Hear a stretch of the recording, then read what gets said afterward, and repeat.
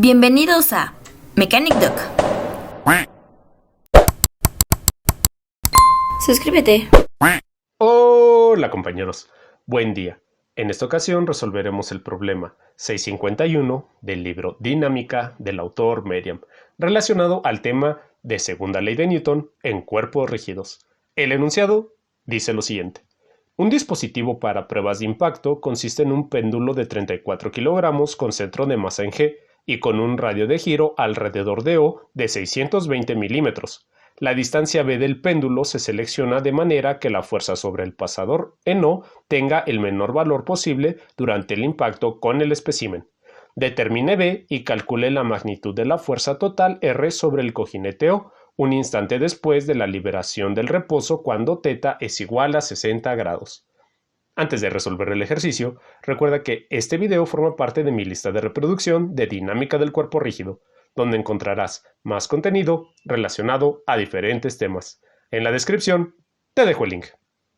Retomando el problema, se traza un diagrama de cuerpo libre para visualizar las fuerzas que interactúan con el sistema, las cuales son el peso del péndulo y las reacciones del pasador que restringen los movimientos en el eje normal y tangencial.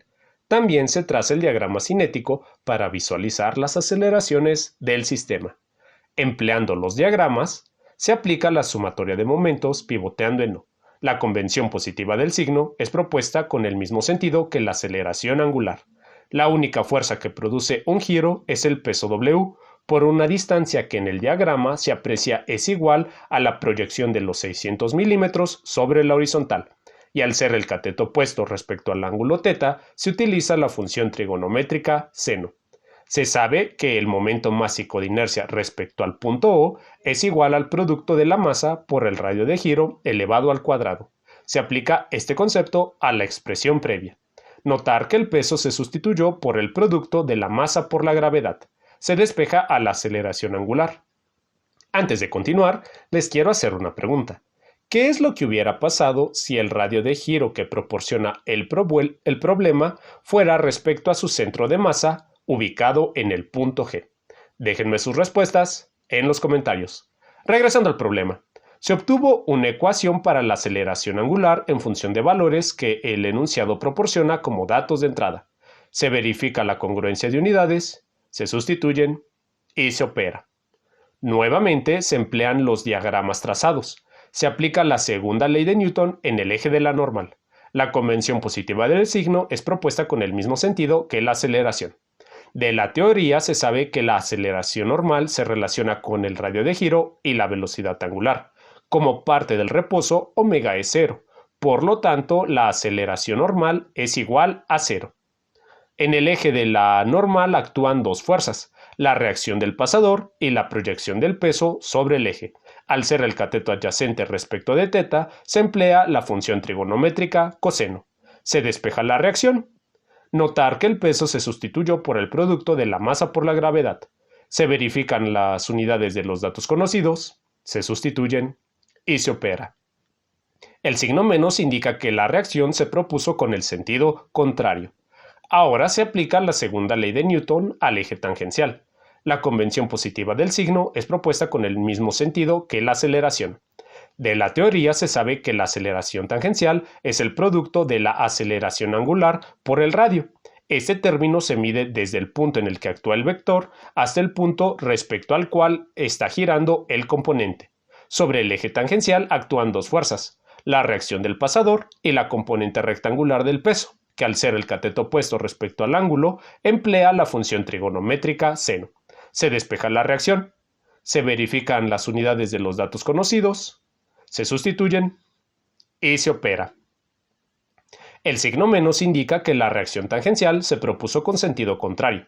Al haber calculado las reacciones en cada eje, se obtuvo las componentes de la fuerza resultante que soporta el pasador. Su magnitud se calcula empleando el teorema de Pitágoras.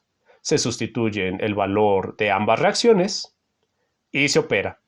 La fuerza total que soporta el cojinete es igual a 167.77 newtons.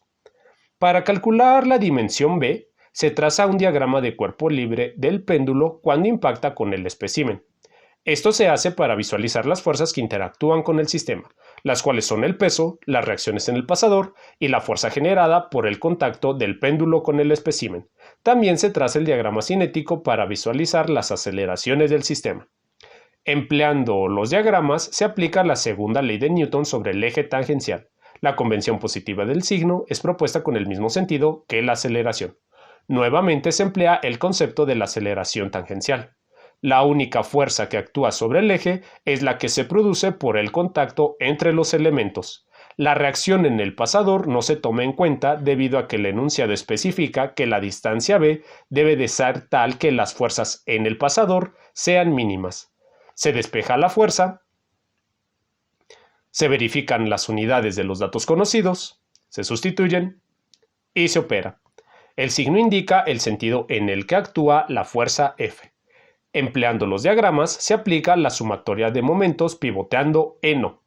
La convención positiva del signo es propuesta con el mismo sentido que el giro de la aceleración angular. Nuevamente se emplea el concepto del momento másico de inercia respecto al punto O. El único vector que genera un momento es la fuerza F por una distancia de 6 décimas de metro más la distancia b. Se despeja a la incógnita, generando una ecuación en función de valores conocidos. Se verifican la congruencia de unidades, se sustituyen y se opera.